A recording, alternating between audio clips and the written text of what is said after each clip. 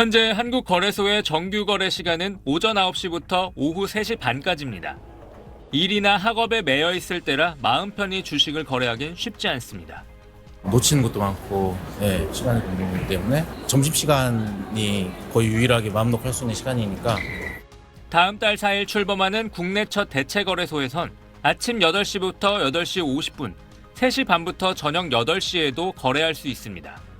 12시간 주식 매매가 가능해지는 겁니다.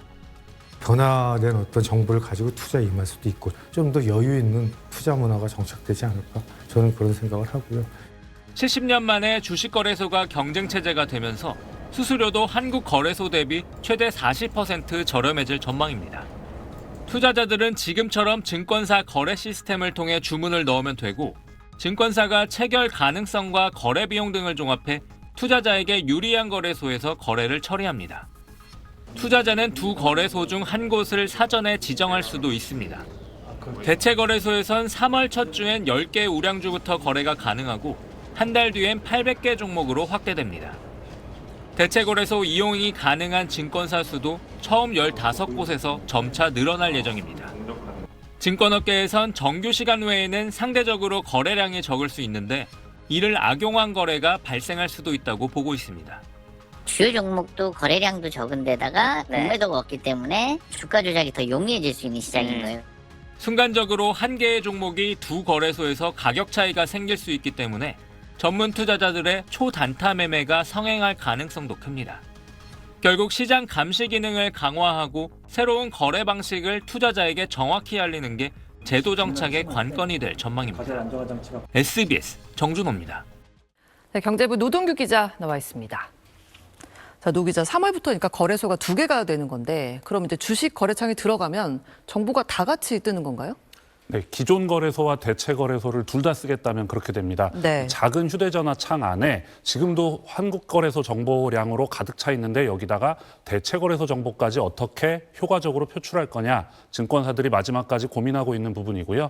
다만 소비자들, 투자자들 입장에서는 자신이 이용하는 증권사에 나는 대체 거래소까지 다 이용하겠다, 양 거래소를 다 쓰겠다, 이렇게 사전에 동의만 한다면 사실 크게 달라지는 것은 없습니다. 증권사들이 알아서 소비자들에게 가장 유리한 시장을 골라서 매매를 체결하게 됩니다. 그 정규장이 이제 끝난 뒤에 저녁 시간 때도 뭐 주가에 영향을 줄 만한 큰 뉴스들이 나올 수가 있잖아요. 그렇죠. 안전장치가 있습니까? 일단 한국거래소랑 똑같이 가격 변동폭에 제한을 뒀습니다. 네. 그 퍼센티지도 똑같은데요. 전날 한국거래소 종가 기준으로 플러스 마이너스 30%입니다.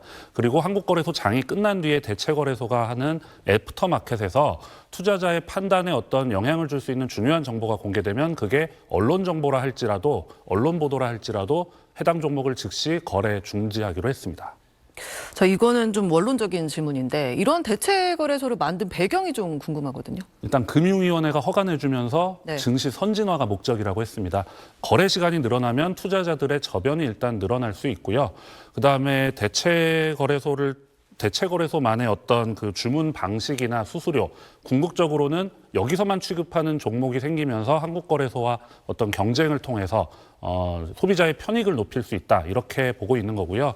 실제로 미국이나 일본, 호주를 보면 전체 주식 거래의 10%에서 20%는 대체 거래소를 통하고 있습니다. 자, 그러면 이제 거래 시간이 늘어나면 증시에 돈도 좀 모이고 주가도 좀 올라갈 수도 있지 않나, 이런 생각이 드는데 전망은 어떻습니까? 일단 지금 우리나라 증시를 보면은 네. 많은 분들이 한국 증시 외면하고 미국 증시 투자하고 있는 분들이 많습니다. 네. 당장 여기에 거래 시간이 늘어난다 해서 증시가 화랑이 될 거라 기대하는 거는 좀 섣부른 것 같고요. 중요한 건 뭘까요? 결국 해당 종목을 사고 싶게 만드는 거 아니겠습니까? 결국에는 기업 가치를 제고하고 주주이익을 환원하는 방법을 찾아내는 걸 겁니다. 오히려 외부 충격에 상당히 우리 증시는 민감하잖아요. 거래 시간이 늘어남으로써 악재와 호재가 반영되는 시간이 아침 저녁으로 늘어나기 때문에 아침 저녁으로 이 작은 주식 거래창을 들여다보는 분들이 늘어날 거다, 이런 우려도 나옵니다.